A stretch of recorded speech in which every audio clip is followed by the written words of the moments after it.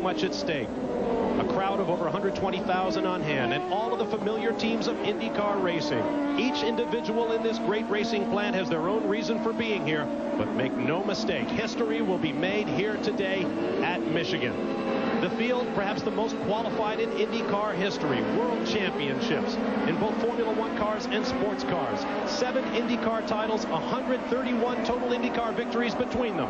Jimmy Vasser, who has won 3 of the first 5 races of the season and is the points leader coming into this race, will bring the field up to speed. And we have a crash in turn 4. A crash approaching the green flag, and many, many cars are involved. Well, something has obviously gone wrong on cold tires. Maybe that might be the possibility. A half shaft braking. It looked like one of the cars went directly 90 degrees to the right, so we're not quite sure, and we got quite a collision here on our hands. At least 9 cars involved, at least 9 cars stationary right now. No idea how many may be damaged, but still circulating. I see Eddie Lawson's car going by, missing half of its rear wing. You see the drivers climbing out of their cars. There is Jimmy Vasser, the pole sitter, as he makes his way away. We have a red flag on the racetrack. Obviously, this cannot continue. We have a red flag, all stop, and we'll start all over again. Let's get down to Jan Beekhuis in the pit lane.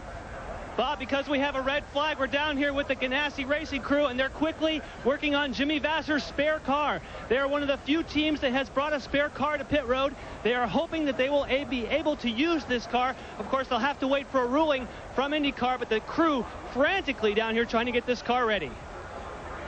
There is the scene from high overhead. Now we get word from the officials that backup cars will be eligible for the restart. On the left, Jimmy Vasser. On the right, Bryan Herta, talking the whole situation over.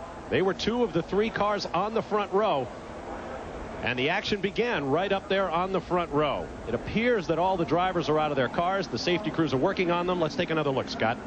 Well, it looks like Jimmy Vasser on the pole position just turned right.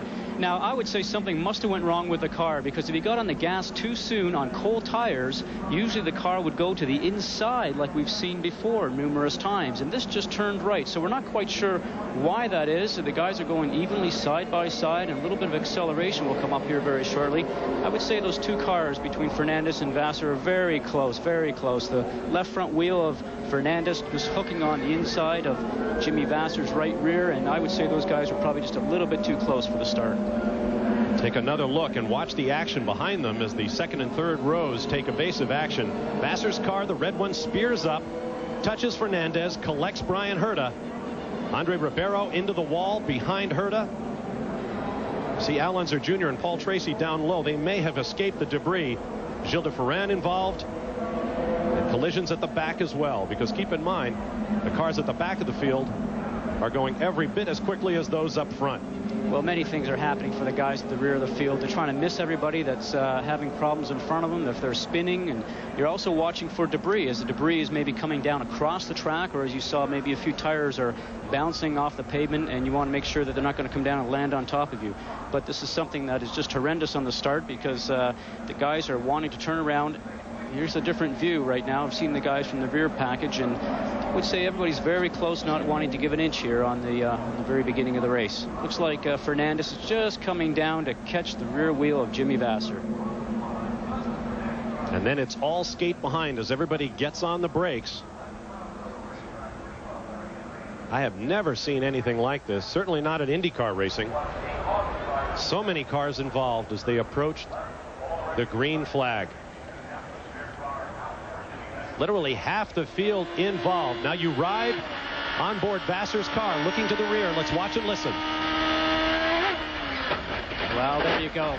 Jimmy, you could tell by the in-car camera, was not accelerating. It was even throttle, and obviously the 2 guys just touched wheels and off they went. And a melee ensued. There is Alex Zanardi, Jimmy Vasser's teammate, sitting in his car in the pit area. There you see some of the damage, the residue of a spectacular collision. We'll be right back live to Michigan.